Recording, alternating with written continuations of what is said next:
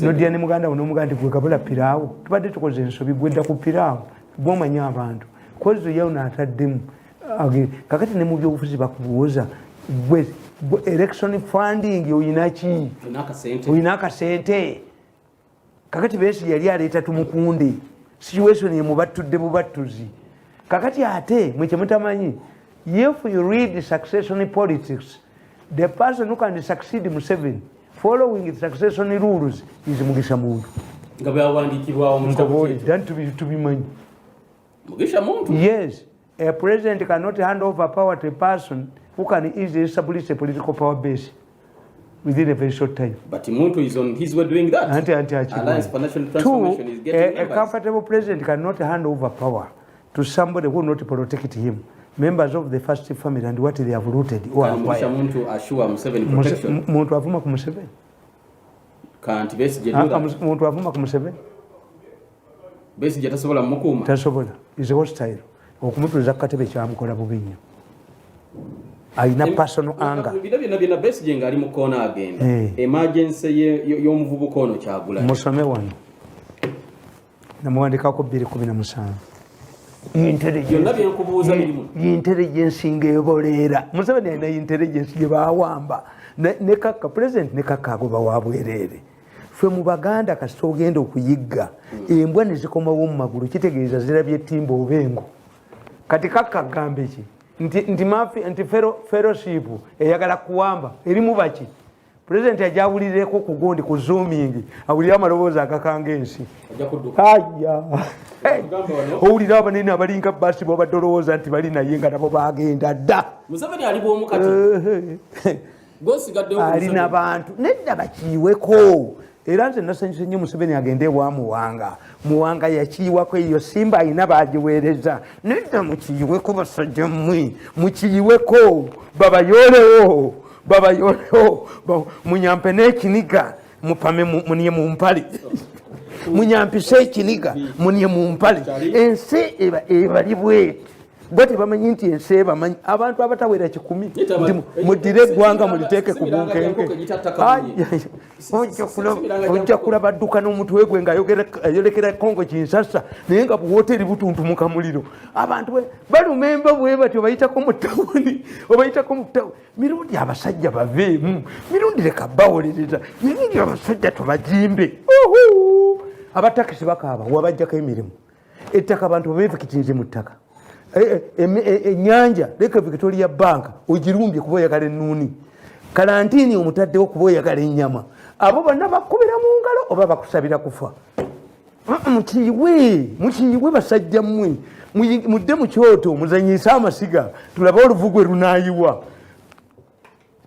oba ffe banabayisa mu biryo byaffe ffe tugenda kudduka tujja kubalaba nga babayisa mu biryo byaffe nedda mukiyiwe muzeeyi yagenze wa Paulo Muwanga nga kyategeeza nti bamuwanga bakiyiwa mukiyiwe mukole kugye mugamba kubanga abaganye okubba nawulidde mu mitingi yaabwe eya fero nga Museveni atuyamba n'ayoola profesa n'omusajja wa fellowship n'abateeka wali bano bonna badduka budde omutwe ogulinga buloka adduka budde oyo mutiitiizi waliwo n'omulala eyabbi ez'amata n'alaba embwa 3 nga ziyise ku faamu yayingira nte ayavulanga nte n'abula ne Joseph Tamale Mirund shako ne Joseph Tamale Mirund nze haji Kazibwe bashimaze banga mulina fe Tamale Mirund ku nsonga ya Kyagulanyaga Bobiwine victory or revolution atugamba ku page ya 40 can Bobiwine's victory spark a revolution in Uganda obwanguzi wa Kyagulanyi buyinza okukoleza oluyira lw'enkyukakyuka ez'omugundu mu Uganda aga first and foremost revolutionary politics have 4 main principles. Soka, if you do not want a revolution, do not allow it to start because you will not stop it in the middle. A revolution must complete its cycle. Ensonga yokubiri, spontaneous revolutions are never planned. They can be sparked off by strikes and flames later spread to government sectors. In other words, they are called headless revolutions. The French Revolution is one of those that fall into this category. Headless revolutions are very bloody since they lack a clear leadership and an agreed upon agenda or program. Sometimes, such times are usually bloody, and you recall that a man who invented a guillotine was also killed by his own machine, a guillotine. The fourth point, elections are brought by reformers.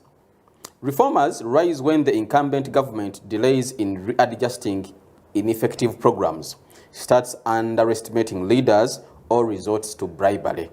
In Kenya, for example, a committee was set up by President Arap Moi. Yes.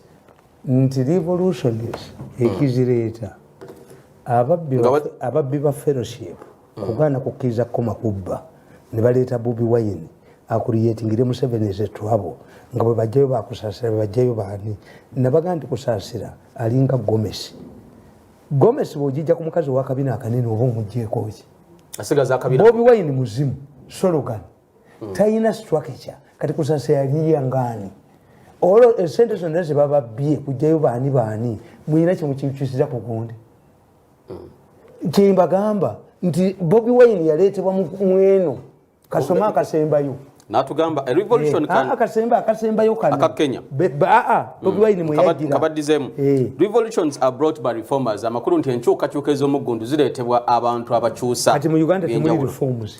Reformers rise when the incumbent delays in readjusting ineffective programs.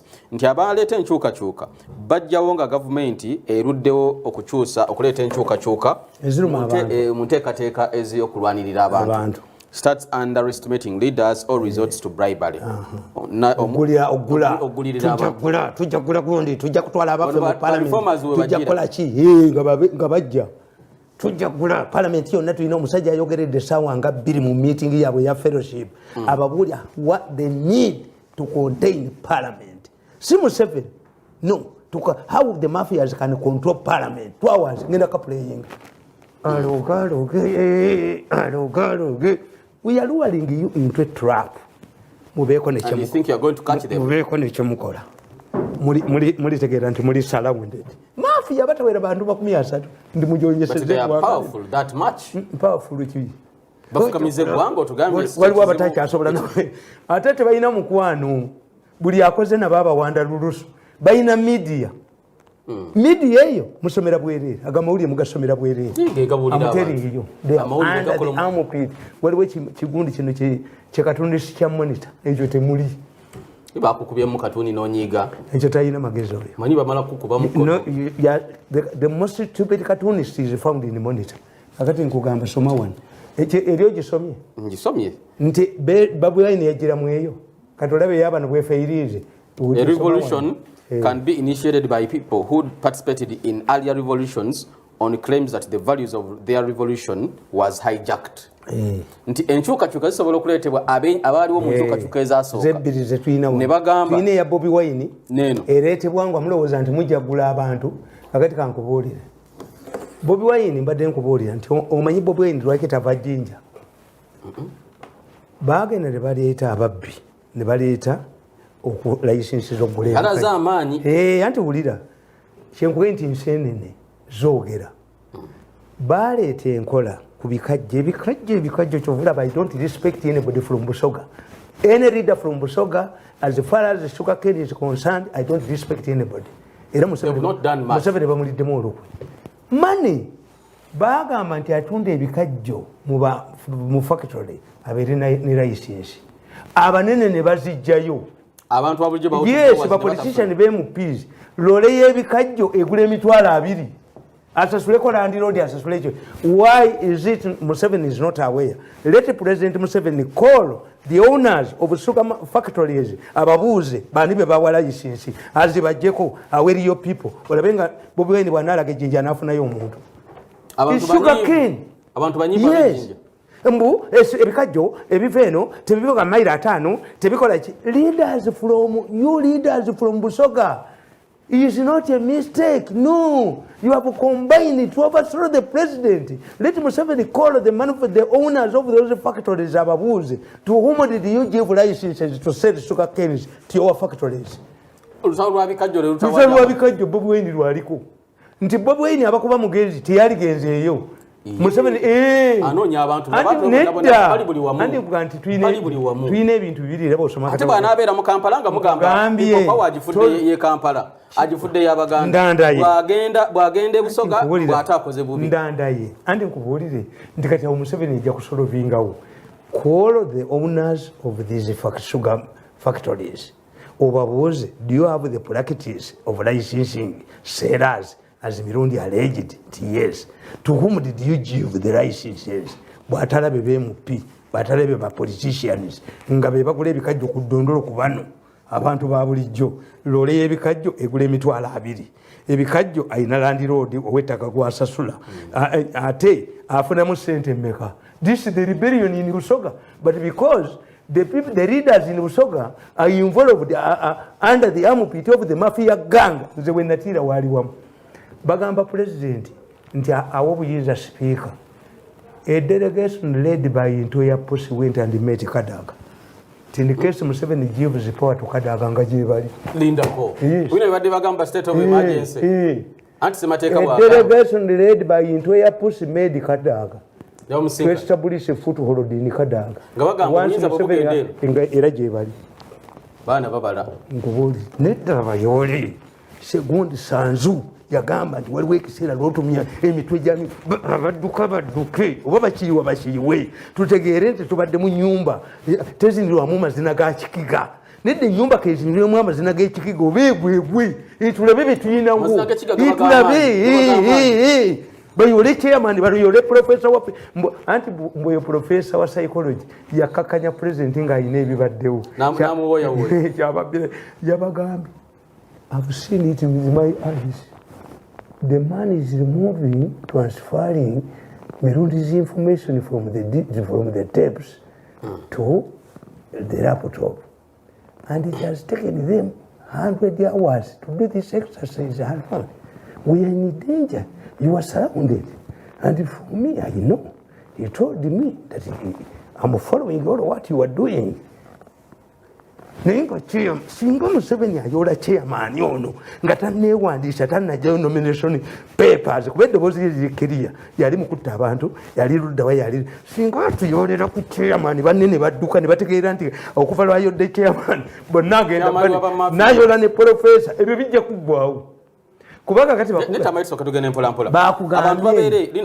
bagambye nti Mirundi fwe Museveni tetumutya tutya Mirundi yatuyinsitingira abantu prevail over the president yamugaana okuba buteepu buno amaloboozi gaffe bakawulira Tamale katsoke tugende mpola mpola ekintu kino ekyaba mafia okyogedde okumala ebbanga ddene okyogedde day in day out naye kuba okyogedde nga tebalaba muntu gw'osongako olugalo kuba okyogedde nga abantu tebalaba nkokubeeramu kamoddo nga naawe amaloboozi ogamanyi era kyembajja okubuuza abantu bano gye bali oba creation yo Tamale chairman ayagala kwesimba gunde amuteringeyo if you were your man you can't pick nomination papers nkube mu video yennyini nkube nga babalaba bwemuti toyagala yesimbewo waliwo nowekawala gye naye agende yesimbewo wekawala gye naye agende yesimbewo mukube musasule kyeyankola gwe soma kano kali Bobiwine tokamaze katika nakokubi eno revolution eyokubiri ejeetya ya Bobiwine ogirabye bwe yajja abantu abagala okumuliramu n'awaguza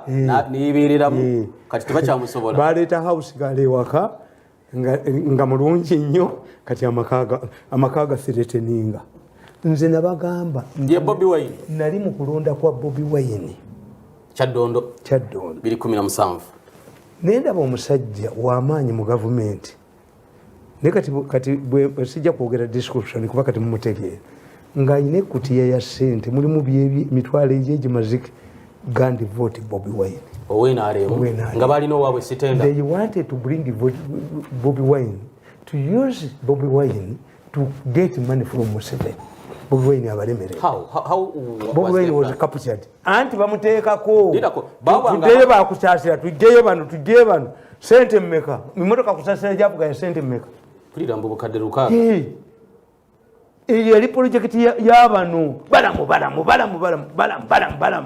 naye balamu jogenda nga kitata ayinza okutema obutemi bajja nkubuulira bano abasajja olaba change bamusuula I help to change Minister babalimba mbu the president directed him to help a change no a change nategedde nti a change bwe bati bakola after raping you they swang you nzate sikusula you a change yakuba essimu mu top TV bajiko programu yange but when she was in danger namuyambi kubamba manyi achenji kati is a disciple agenda kukubuulira nti ba mafia babi nnyo majozi buli akoze nabagenda akaaba.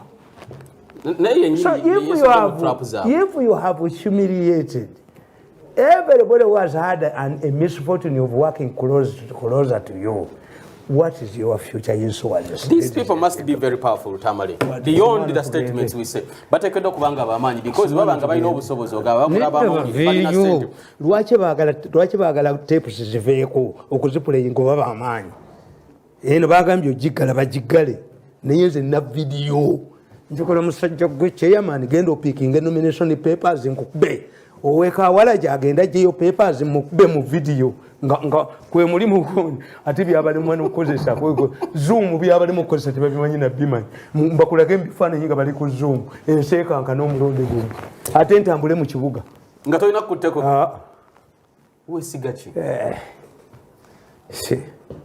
gwe mafia buli awulya mafia yeko kawansi wa meza goli ku meza bolabanga nga muyine ennyama gye mubba mubage intensive akabwane kajja ne kabogola nimukakanyugira ennyama ne katajja kulya mudduke buli omu atemeko kyade kuba abantu bagenda kubuuza naye ekibogoze embw eyo kikitugiwadde ekyokulya eganyi ensiru bwe bagiwedde awo mubage mugende naye kano bwekakakanyu bo kadduka bwekeyongerayo bo mutemeko buli omu yeetikke mudduke abantu bagenda kubuuza naye kana akabwa akabogola akatasirika kabogolera ki bakawa ekibumba bakuwa obumbi nga kkumi osirike baleeta emmotoka ewange mpya bakagigula bakuwa ekibumba obasire bagitaddemu biliyoni 10 mpya bagireke ewange bagende nga bo tebamanyi nti ate nze naye intelligence nti waliwo abagenda okujja bazikima ate banzite ate ne basonyiwa alingenda babazoka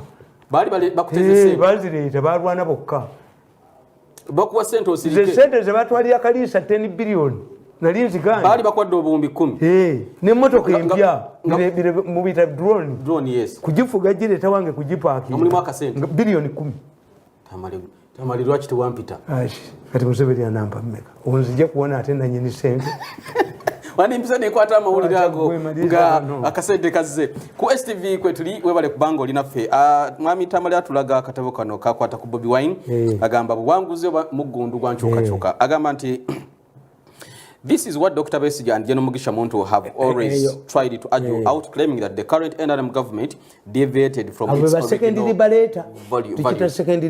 A reformer and the secondary The question before us is whether Bobiwine's case fits in any of the above. Is he fit to be called a reformer? I think nobody knows what he stands for apart from the usual political rhetoric.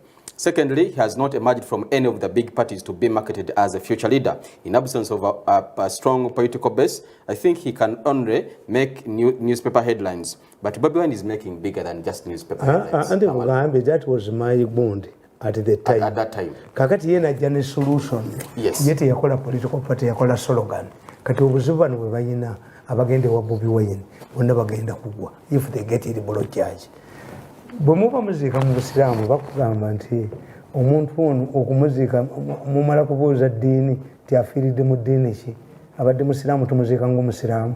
Yes, tulina okusooka kakati omusajja ayina oba omukazi ayina n'ekyomusajja bamusibira mu kkomera ki eri abakazi abatawaanya eri abasajja bamusuza teyebaza ng'alina ebitundu byombiri kakati bamusibira mu kkomera ki kakati gwalina ebitundu ebibiri ekya people power n'ekya pateyo mu parliament bali kubalangani nalified najobalaba Bobiwine yayimba oluyimba nti ekyo nno kyali kiwa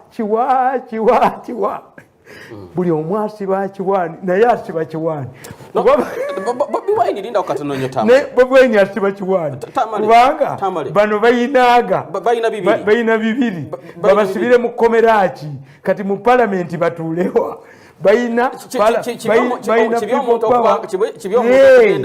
ng'agendedde ku maanyi g'abantu ekisinde bo bagamba eno pressure group tutuganye naye waddeyo nomination papers Nyanza ayina ezaani eza FDC n'ezono kakati gwalina ebitundu ebibiri tunekutebeera mu kaseero ki ekitegeeza nomination z'abesi zono Bobiwine yamaze okubafuna mu ssente tebasaba ssente people power tebasaba ssente n'abawaatya tebasaba ssente okwewandiisa lwaki reference ziyinza okuba nga teziri chairman Nyanzi tebasaba ssente era njaga Tamale abeewandiisa ku kadi ya people power tukigale tukigale awo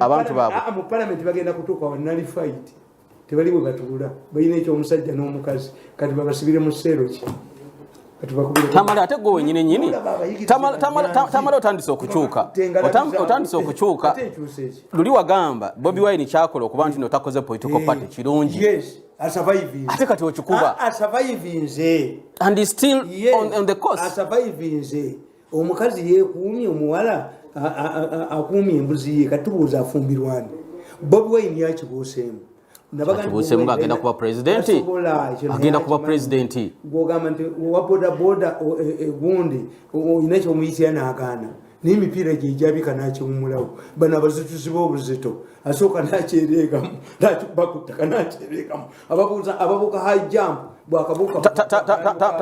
Tamale kambuuze kyandibadde kirungi gwe nga analyst olowooza kyandibadde kirungi Bobiwine singa ayina ekibiina ky'ebyobufuzi naye anti eri takisobola bakimuleka anti ngamba kyandibadde kirungi takyayinza kiri gye kitalinga ate kati bano bamugisa but I'm asking kyandibadde kirungi kyandimukoledde kitya naye mu normal circumstances Kenya babeera nabyo Kenya oli aligeselinga ekibiina kye nekibeerayo nga innocent man yakitutteyo kakati ate bano Bobiwine abamuyingiramu nakati abamulimu tebayagala akole structure bayagala bamubengako babbi babatunde wa Museveni kyovola omusiru akwata omwana wange tiamuwe 50 million nga temuzimpangako yoyogere naye nkubesa simutu singa Bobiwine yakola ekibiina ky'ebyobufuzi Tamale bali batutte bonna wandimukubidde mu ngalo bali batutte bonna awe yabala wayine Abamerika abamubalira ate Bobiwine nalabye omuzungu simanyi ng'awandiika Ugandans hate foreigners. The moment you drag in foreigners, we were here during our political. But you have to have international ties, Tamale. You have to appreciate omukono ogwokwatagana n'amawanga amalala. Abazungu Museveni takolagana. Taba mukulembeza atalina foreign relations nnungi. The moment you drag in foreigners in our politics, domestic politics, you've lost. That's how Museveni started. Museveni started on that note. Yalina abantu ba pike abamukwatizanga bambabazinga bali sweeted. Katumale okumbulamu katono nnyo tudda ku STV. It starts here and happen rise. Tudda.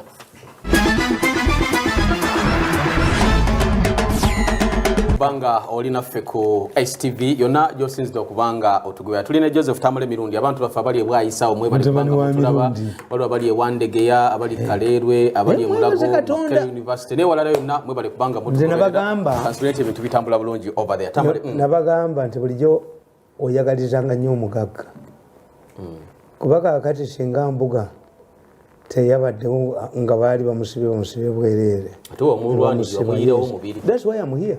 Omuyirewo omubiri ng'akyalimukumira ayi politiki tibyandala namuwandiikako nti byandala is innocent ababbi oluguudo lw'ekatosi bali babiri naye omuvu alirinnye ennanziko oba egindi wano we yakola faamu tasobola ono munne yejja kuleka buwooteri butuntumuka muliro kubanga nze mbala nti kati akulu agenda kwata kati mbuga omuvuddeko oli kwakulu kati kyenkubuulira nti yakulira bye yabirimu bakwata abantu babasibe waliwo gu kampuni kulimu bavubuka b'emmengo n'oyo omwana muvubuka nivezo bo batunda ebintu bya mbuga bukedde omanyi nti olupapula lwa bukedde lwe batranslatinga mu Luswedish kakati we are here yes eno pulogulamu ebadde ejja kufa kuba bakubayo obukubi masimu bwe babakubira wano mumbuulire nange nkubire pulezidenti nange mumbuulire bakuba ne beefula ne bakwesa UCC ne bakubisaane ne bakuba ne balimba nobody on earth can remove my program again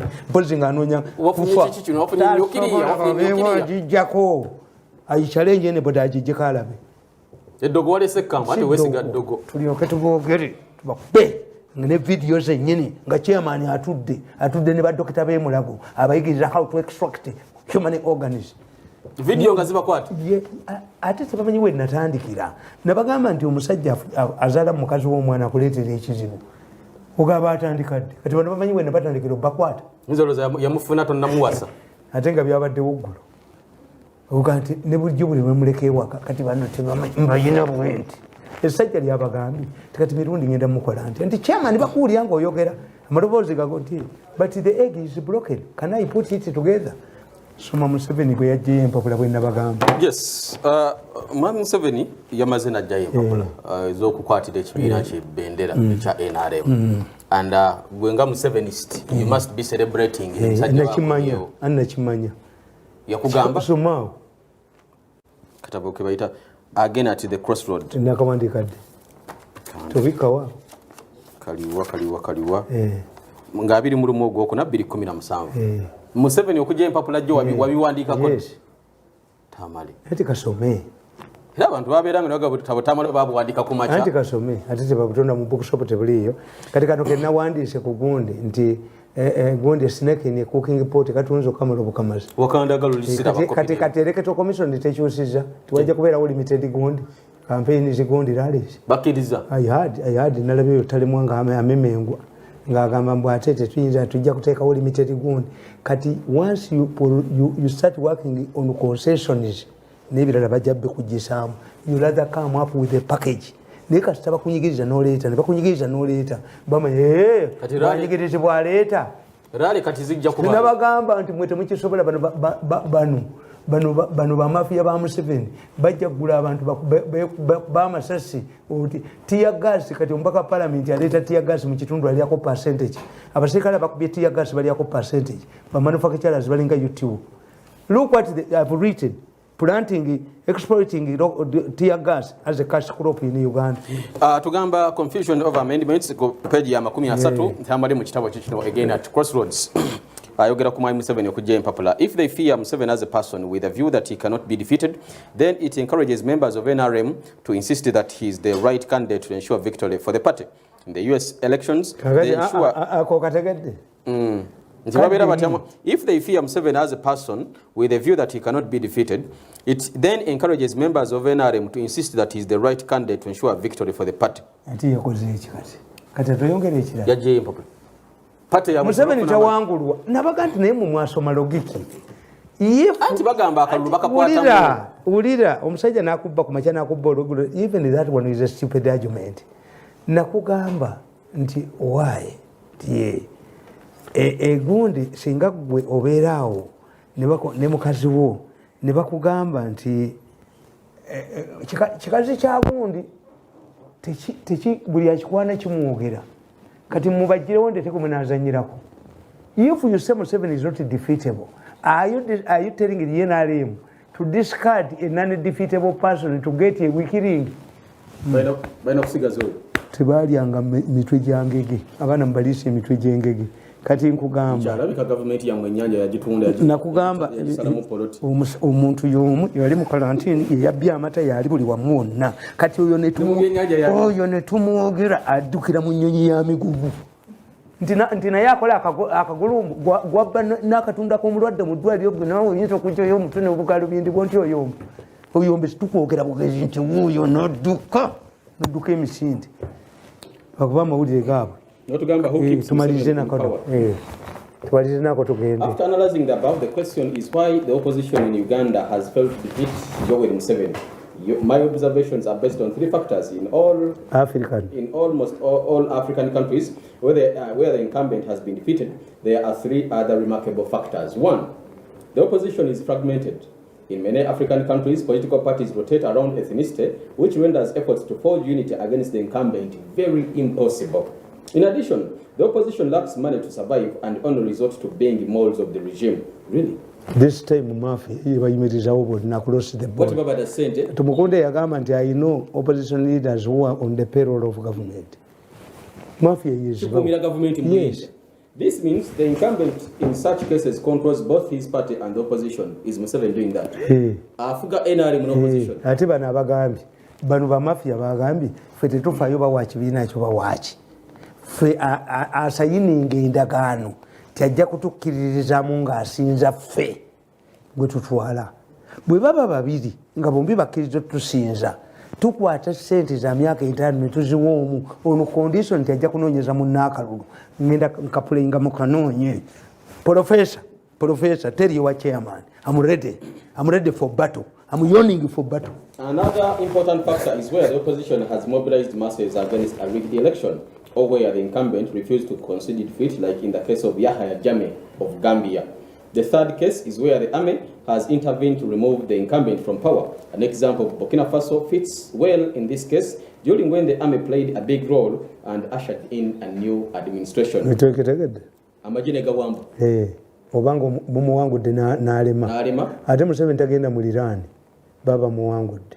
Enkima etasoma mathematics bw'olaba bwose bwekyo okukwata omutetegwa. When you see Museveni picking a nomination papers has already won, because he wins even before the votes. If he is defeated, he undermines the past and the future. Ayina kumala kubala nti Museveni kasita omulaba ng'aggyeyo empapula olutugenze mu kalombolombo nti omulambo bagunaaza atalina siripa ayambala engatto amanya akuta ekigere kalukaba kawete kasita omulaba ng'aggyeyo naye olina okukkiriza nti kana akalulu kanjawulo ku bululu obubaddewo. You don't see it? No. Bewaisensenene andi nkugambye nti Bobiwine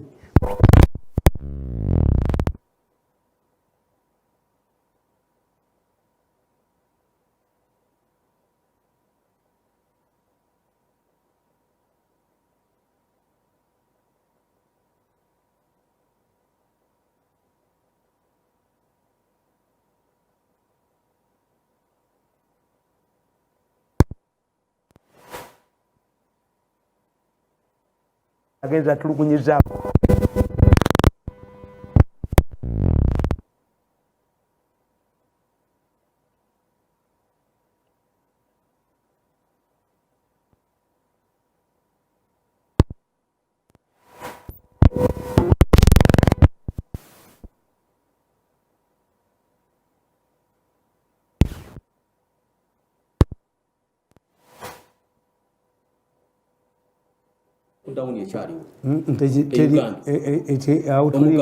era ekyo ekikutegeeza nti tulina nti abantu bakyekuuma.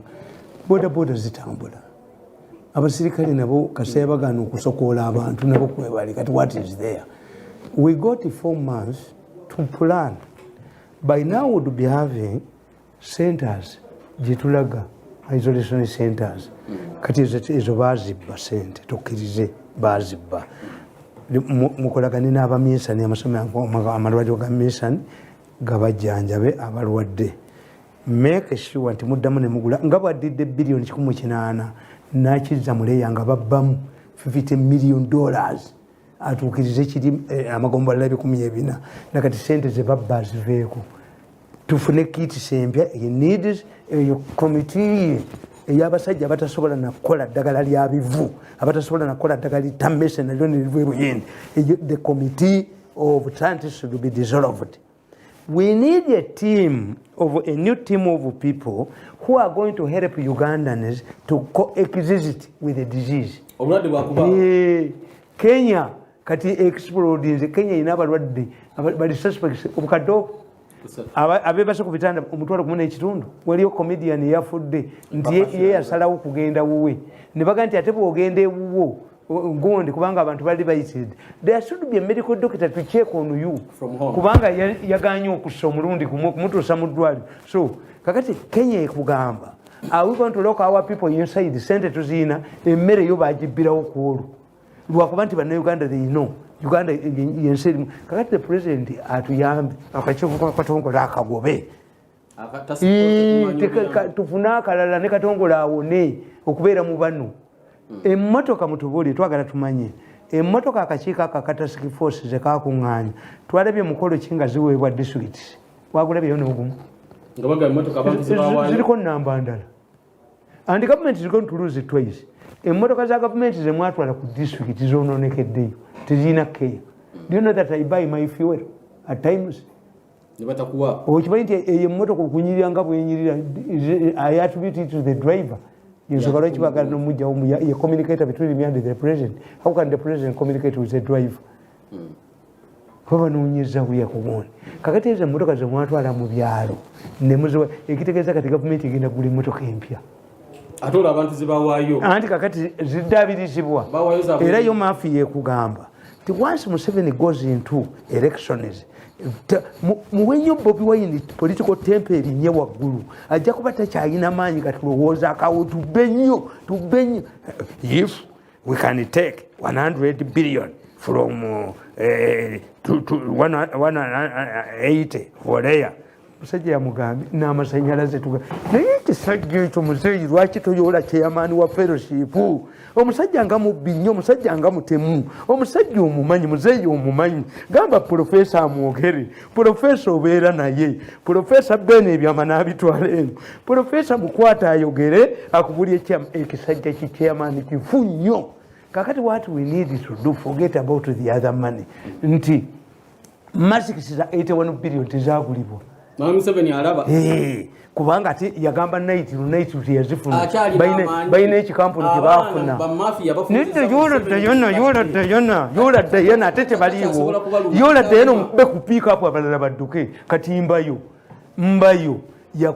Yabagamba mbayo ate babiwandika mawulire bagagula mbayo yakwata 50 yagamba ba RDC tibuli RDC ina 56 million yabawako 13 ana mu musambuziriwa mbayo hiyo pesa yote ulipata wapi ulipeleka wapi ba RDC bali 10 tebafuna sente yabawako milioni 13 ku milioni 5 mu makaga endala ziriwa mbayo hiyo pesa yiko wapi